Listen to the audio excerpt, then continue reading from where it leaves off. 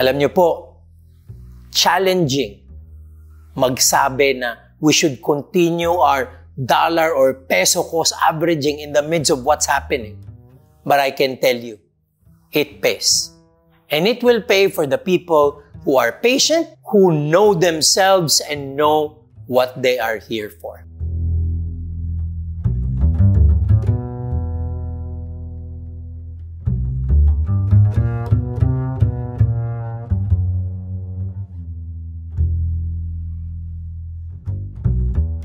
Hello mga ka-RFF, ito pong muli si Rex Mendoza ng Ramper Financials. I hope you're all doing well. Today, we're going to be having a very interesting topic. Why stock prices fall? I think this is really very relevant because people are again asking us about how the market is doing, why prices are again falling, why are they getting lower, and is there really a potential for these prices to change direction within the year? Alam nyo, ang sagot sa mga factors na nagpapababa ng stock price are actually just the same factors na nagpapataas ng stock prices.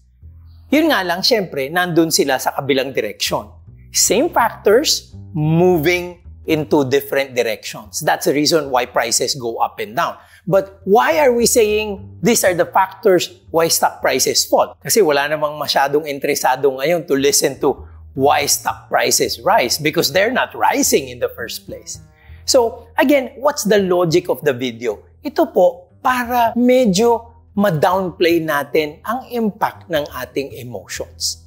And I guess, more importantly, it might probably lead many of you to the right behavior. Kahit papano, mahimasmasan tayo at maging steadfast tayo sa ating totoong investment strategy. Alam nyo, ang paggalaw ng presyo ng kahit anong investment asset, may basihan yan.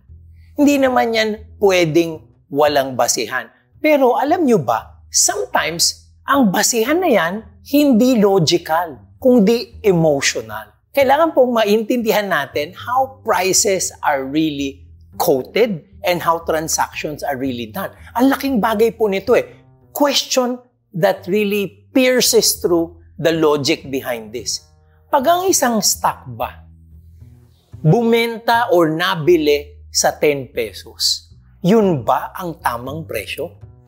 Ayan, kunyari po si stock A, nabenta ng 10 pesos, yan ba ang tamang price? People will say yes. Kasi yan ang transaction price. Is at the price where a buyer and a seller agreed. We are selling to willing buyers at the current fair market price. A buyer getting a stock and a seller letting go of it at that particular price. So may meeting of the mind sila, so to speak. What does that mean? Yung presyong yun ay tama kasi pumayag sila. Again, a buyer getting a stock for the price he paid 10 pesos and a seller letting go of a stock, getting the money, 10 pesos given to him by the buyer. Tamang price because it is the transacted price. But is it the logical or intrinsic value of that stock? Mukhang iba yatang usapan yun. Kasi ito, hango po quote ito ni Benjamin Graham na idol ni Warren Buffett. Alam nyo na, idol ng idol natin. Ano masabi niya? Alam mo, si Mr. Market, he doesn't buy like a business investor or an appraiser will buy a business. He doesn't do it that way. When prices are going up, he likely will pay a premium for the stocks he wants to buy or for the business he wants to buy. But when prices are falling down, he'll probably dump his ownership at a price lower than their real value. So anong sinasabi ni Benjamin Graham at ni Warren Buffett? Markets can act irrationally. In fact, more often than not, they act irrationally. At pag umaakyat, lalong aakyat dahil maraming sasabay. Bumababa, bababa lalo dahil maraming sumasabay. There is always a bandwagon to talk about. Ayan. Pero, parang hindi pa yata gets ng iba yun. So, papalitan ko sabihin na nating hindi stock, kotse. Bumili ako ng kotse, pagkuha ko ng kotse, 500,000. Isang linggo ko palang nagagamit, binayaran ko ng cash, biglang nangailangan ako ng pera. Kailangan ko ng pera. Emergency. I really need the money at yun lang ang asset ko. Siyempre gusto ko yung ibenta. Pero ang mga bibili, marami silang option, di ba? Pwede silang pumunta sa dealer. At marami dyan, wala naman talagang planong bumili. So para mapabili ko sila, di ba kailangan ibaba ko ang presyo? Minsan po, ang mga nagbebenta ng padalos-dalos, ang mga nagbebenta ng wala sa oras, ano nangyayari? Pababa sila ng pababa ng presyo dahil kailangan nila yung pera. So maaaring maging 390,000 na lang yung kotse. Yung ba ang tamang price? Of course, dahil yun ang presyo na willing akong ibigay dahil may emergency ako eh. Willing akong ibigay ang kotse for that price at yung buyer naman, malaking bagay para sa kanya na makabili siya ng tamang presyo at kumbaga sa bargain, nakaisa siya. Ang problema natin, pag tinranslate natin yan sa investments at stocks, ang tingin natin, hindi bargain. Natatakot din tayong bumili. Kaya dito po, kailangan maisip natin, ano ba talaga itong mga factors na to? Are they happening now in our midst? And what can we do to manage not the market? Because we never manage markets. We manage ourselves. Yan po ang kailangan tandaan natin. Generally, there are three major things that push stock prices down. And as I've said, they can also go the other way around and push stock prices up. Ito po yung tinatawag nating macroeconomic factors. Macroeconomic factors nakatutok yan sa environment ng negosyo. Microeconomic factors nakatutok yan dun sa negosyo itself, dun sa mismong business.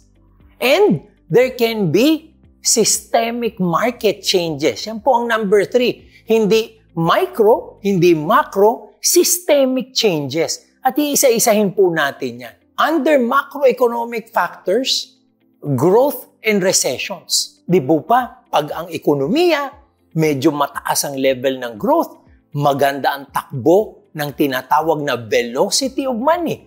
Maraming maganda ang kita, nakakapag-consume ng tama, at ang mga negosyo kumikita lalo at nag-e-expand. Kumukuha ng mga panibagong trabahador, so maraming employed, maraming may pera, maraming nagko-consume. Growth actually is good for the entire economy. At pag ang isang kumpanya ay nag-ooperate in a market that's growing, syempre po, magiging beneficiary siya ng kanyang magandang environment. Pero, ang katumbas niyan, recession. Yan ang nagpapababa. Pag nasa macroeconomic factor tayo at hindi growth situation, kundi receding situation. Sabi nga, recession. Abay, kabaliktaran po. Medyo matumal ang negosyo, walang nag-e-expand, walang nag-hire, bagkus may nagtatanggal pa ng trabaho. So, konti ang kumikita at even yung kumikita, bumaba pa ang kita. Medyo magpipirmi siya, magtitipid ang mga tao. And the cycle of recession actually damages an entire economy. Kung nandun ang kumpanya, yun ang kanyang environment, delikado siya. Hindi ba? So, growth and recessions would be a part of macroeconomic factors that impact a company's future and a company's stock price. Siyempre, pag masama ang environment, ang iniisip ng marami, bababa din ang performance ng kumpanya. Ang next po, ito naman, inflation and interest rates. Ayan, di ba yan ang ating kinalalagyan ngayon? Napakataas ng inflation from last year, hindi lang tayo, buong mundo, including the United States, kaya ang nagpe-precipitate ng action yung Fed, sumusunod lang ang ibang mga central bank. Dahil pag ang inflation po mataas, nag-o-overheat ang mga ekonomiya. Medyo delikado po yan. So anong gagawin ng mga economic managers? Magtataas ng interest rate to tame inflation. pag tumaas po ang interest rate, ang mga negosyante, syempre, hindi mag-e-expand, hindi masyadong maglalagak ng kapital sa business. Bakit? Kasi mas mahal. Umuutang ka, mas mahal ang interest. At syempre, dahil mataas ang interest, baka mas maganda pang magsubi ka na lang at kumuha ka na lang ng isang bond. Hindi ka na at risk dun sa iyong negosyo. So there would be a tendency to push investors and even business owners to take a more conservative stance. At yung conservative stance na yan, syempre may balik yan in the overall growth of the economy and in the performance of a company within that environment. Syempre po, pati yung kumpanya, kung siya ay kailangan ng working capital, uutang siya, mas mataas ang interest. What does that mean? Pwedeng lumiit ang kanyang profitability. Tatamaan yan. Kasi ang cost of capital, tumataas. Next po ay geopolitical developments. Ayan, di ba? Nakita natin yan. China, Taiwan, kahit tayo mismo with the Panatag Shoal and the West Philippine Sea issue. Ayan po, di ba? Parang nandito, nagkakagirian. Ayan, pumunta dito ang mga Amerikano. Kunyari, may konting war exercises. That increases tension within regions. At syempre po, kung takot ang marami na pwedeng sumiklab ang isang digmaan, like what's happening now in Russia and Ukraine, pag nangyari po yan dito in our region, di ba? Delikado din ang mga kumpanya. So, stock prices go down because geopolitical tensions can create worries of war. At alam nyo, pag minsan, ang kailangan pag-usapan natin dito, hindi pa kailangan mangyari yung gera talaga eh. Kahit walang gera, kahit girian pa lang, may effect na yan sa ekonomiya. Pag minsan, meron diyang tinatawag na economic sanctions. Pag minsan naman, talagang nagkakaroon ng tinatawag ding protectionist measures, in which case, trade between nations are hampered at nagiging problema din po yan sa operasyon ng isang kumpanya kahit saang ekonomiya. Ngayon, other factors naman po. Hindi lang man-made disaster kagaya ng geopolitical development. Meron din pong tinatawag na natural disasters. They can be local, regional, and global. Yung ating issues with climate change, El Nino, La Nina, yan pong mga tinatawag nating mga natural na kalamidad, may impact po yan. Kasi syempre, pag nagkakaroon ng mga baha, pag nagkakaroon ng mga lindol, syempre apektado ang takbo ng mga negosyo. Another factor, overall for the economy, macro, is competitive and disruptive technology. Ayan. So, ibig sabihin, dati hindi mo kalaban, ngayon kalaban mo na. Because of technology, other companies come up with innovative ways of changing the landscape. Isa na po dyan, ang nakikita natin, AI. Yan, artificial intelligence. Overall technology. Isa pong napakagandang example dito ay ang GCash.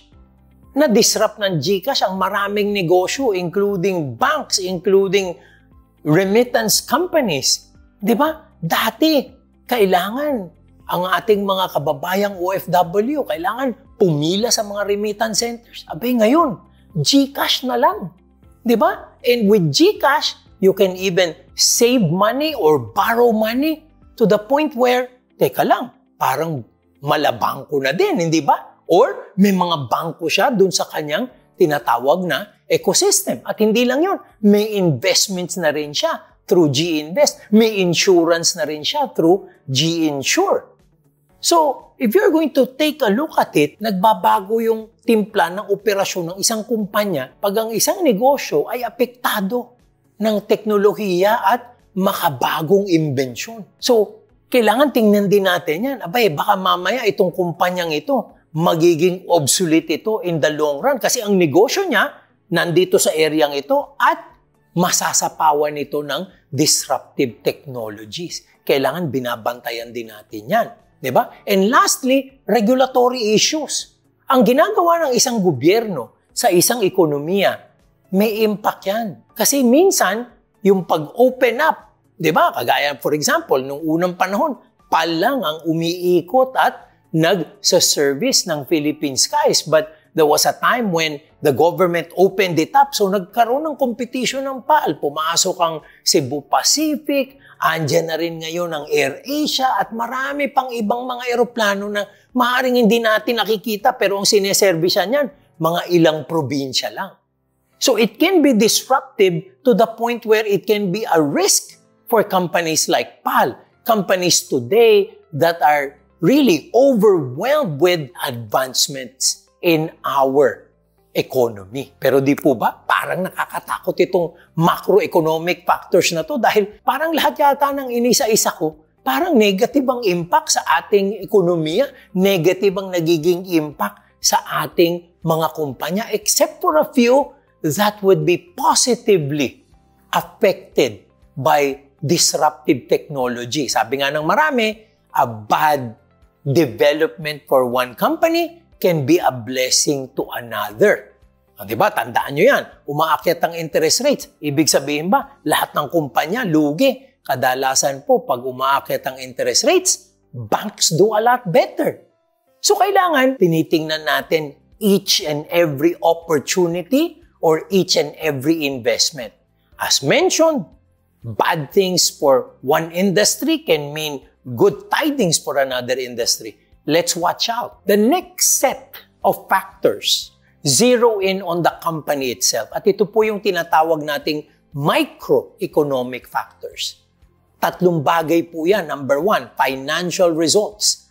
Pag hindi maganda ang financial results ng isang kumpanya, sigurado ka may pagbaba ang presyo niyan. Pangalawa, management developments. Nagpalit ba ng management? Dati, magagaling. Abay, nag-alisan yung magagaling. Paano na ngayon yan? Nakakuha ba sila ng mahuhusay na kapalit? O hindi pa sila nakakahanap at matatagalan bago sila makahanap? Yung mga bagay pong yan, delikado yan.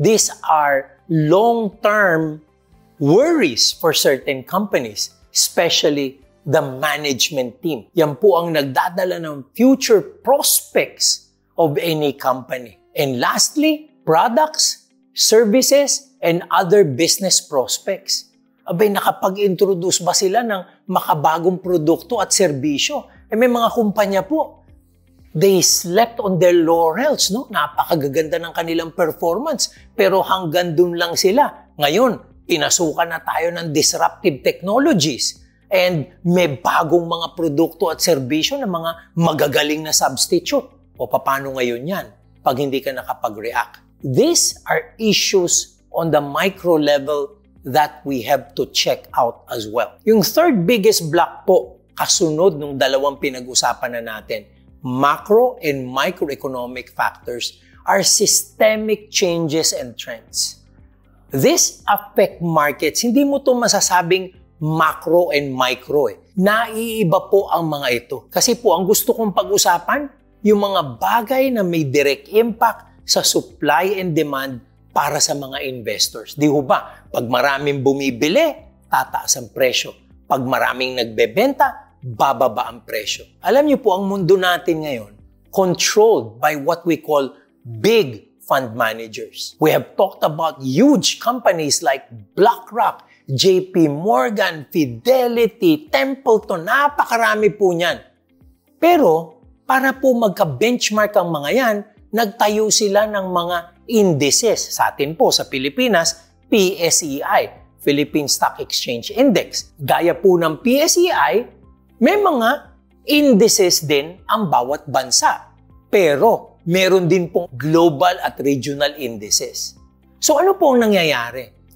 Meron silang basket na benchmark ng lahat ng national, regional at global funds. Ito po, very recent lang at napaka-relevant na example.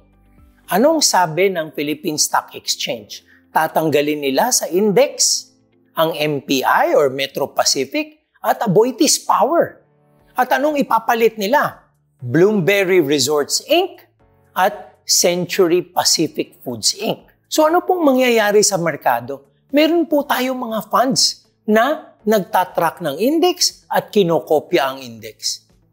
So ano kailangan nilang gawin between now and the deadline? Kailangan ibenta nila yung Metro Pacific nila at Aboitiz Power nila at kailangan bumili sila ng Bloomberry at ng Century Pacific Foods. So ano pong mangyayari? Merong supply gap itong mga bibili nila kaya tataas ang mga presyo. Normally po yung mga bagong pasok sa isang index, tumataas yan. At pagkatapos naman po, syempre, they will now be measured on their own metal, magkakaroon ng konting pag-subside ang presyo dahil wala na masyadong bibili. Nakasunod na sila sa index. And the other group is going to be impacted the same, in a separate direction.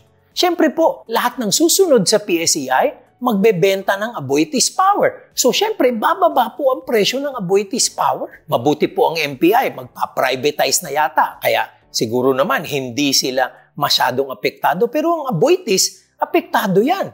Pero ang sinasabi ng Aboitiz, opportunity ito dahil stock price nila mas mababa than their intrinsic or logical value. Can you just imagine if this happens globally?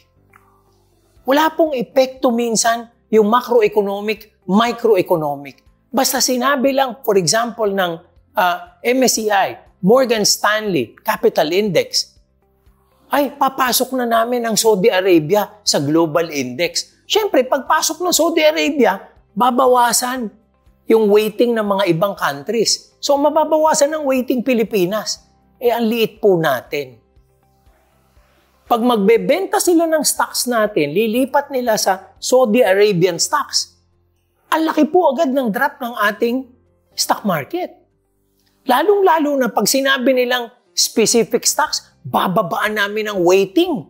Company A, Company B, Company C, bababaan namin ang weighting. Ito pa, mas malala. Company D, tatanggalin na namin sa global index. Patay. Yan po lahat ng fund managers, ibebenta yan. Ang lalaki pong funds ng mga yan. Once there is an influx of sellers, prices go down. Kaya po ako, honestly, may mga kaibigan po ako, take advantage sila sa mga ganitong movements. Kasi alam nila, ang pagbagsak ng presyo ng isang stock na tinanggal sa index, temporary yan. What if it's doing well? Hindi naman po ang pagtanggal sa index segun sa performance ng kumpanya. Minsan po, ang issue dyan, public float. Minsan po, iba-ibang issues din. Minsan nga, illogical pa yung mga issues. But, pag tinanggal ka, tinanggal ka. So, ibebenta ka ng fund managers. Pag binenta yung shares mo, bababa ang presyo mo. But, ang mga oportunista pong nakakaintindi, sila ang bumibili. At pag tumataas naman yung presyo, binibenta nila yung mga papasok sa index dahil alam nila, pag natapos yung pagbili, dahil pinasok sa index, eventually, a stock will be priced for its real intrinsic value over time. So, ito pong tinatawag nating supply and demand factors at times can be the most impactful of all. Even out of the three, there are times when it happens that way.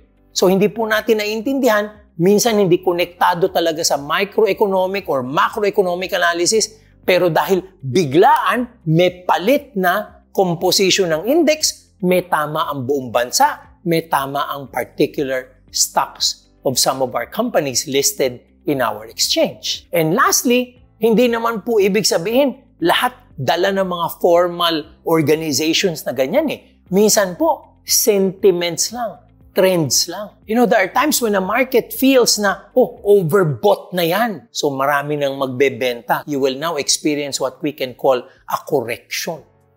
O yung iba naman, masyado ng oversold naman. Medyo may konting bargain hunting na mangyayari. So you can also see a somewhat short-term blip or rise in certain stocks. So ito po mga trends na ito are driven by sentiment and sometimes basically just technical analysis. Kailangan po naiintindihan natin na sometimes when stock prices go down, most of these cannot be explained rationally and logically kasi sentiment-driven nga ang merkado. Di ba sinasabi nga ni Warren Buffett, psychological yan So if we can control our psychology, if we can control behavior, we can be above the crest and we can do better in our investing through time.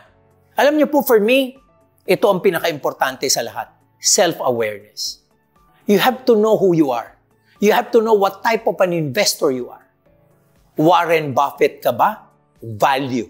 You look for value, you invest in companies, and you invest for the long term. Si Warren Buffett, tinanong, kailan mo ba ibebenta yung stocks mo? Aba kung kailan kailangan. And that might not happen if they're doing well. So para sa kanya, invest for life pag minsan. Because there has to be a reason for him to divest. He is a value investor. And as long as there is value and there is no change in management, in products, in scenarios, he will stay invested. The ups and downs of markets for him are basically blips that he can live with. Ang importante sa kanya, tama ba yung pagkakabili ko at tama ba yung tinayaan ko? How long has he been an investor of Coke? How long will he stay as an investor of Coke? Sabi niya hindi pa napapasok ng Coke lahat ng bansa. Yung penetration nila, hindi pa ganun kalupit. Minention niya pa sa isang interview, Indonesia. More than 250 million. A country on the equator na Muslim. Di ba market na market yan for a soft drink like Coke? Di ba? So, para sa kanya, matagal, malayo pa ang tatakbuhin ng Coke as a company. At lalo na ngayon na sila ay nag-i-innovate pa sa dami ng kanilang drinks. Pumupunta pa sila sa health drinks ngayon, which is more relevant for markets around the globe. Second, if you're a trader, follow trading rules. Alam nyo, di ba, nakakatuwang sinasabi natin pag minsan, nagte-trade. Pag naipit at bumagsak, long term na. Yun ang pinakamasama. Di ba? Kung talagang trader ka, follow rules. What does that mean? If you need to cut losses, cut losses. Because the key to a trader is also liquidity because there can be another opportunity coming up. Hindi ka pwedeng naipit ka dito, naipit ka doon, puro long term. Ano pa, ite-trade mo, wala ka ng pera. Diba? So make sure that you know value investing, long-term investing is very different from trading. You cannot switch unless you have two separate portfolios that are for each. But you never commingle those because that's not the right way to invest and that's not the right way to manage your portfolio. You have to know where you stand because knowing where you stand puts you in a better foothold dahil alam mo, ganun ka, yun ang investment mo at iba yung tinatawag na kumpiyansa mo in the way you will move forward. I hope this video puts a little essence of logic and math in our views and our perspectives. Alam niyo po, challenging magsabi na we should continue our dollar or peso cost averaging in the midst of what's happening. But I can tell you, it pays. And it will pay for the people who are patient, who know themselves and know what they are here for. We would really like to be part of your financial journey. We'd like to be able to be part of your track towards the fulfillment of your dreams. Kaya sana po, i-like nyo naman ang video ito. Subscribe if you're not yet a subscriber because we have a wealth base of these videos that we will share with you over time. And we hope that you grow as an investor because of all of these things that we will share. And lastly, pakiusap po, sana naman i-share natin sa iba nating mga kaibigan at pamilya because, I always say this, we will never have a prosperous nation if we don't have prosperous individuals and families. Share this video with others. We'd want to make a difference. We'd like to be able to be there to guide them on their pathway to financial security and prosperity. Alam niyo po, we are at 144,000 subscribers. We're challenging all the RFFs out there. This is our 30th year. Alam niyo po, may malaki kaming gagawin by the end of this year. Our target is to reach 200,000 subscribers. And if we reach that on this, our 30th year, sobra pong amazing at substantial ang pinaplano namin, like giving away merch like what I'm wearing now. and maybe doing a very special dinner with some of you that we will pre-select. And we will even raffle big items, iPads, computers, even luxury watches by the end of the year. So please, i-like po natin ang video, mag-subscribe po tayo, at i-share natin para makapag-subscribe din ng iba. Again, this is Rex Mendoza, wishing you all the very best. Maraming salamat po, and blessings always.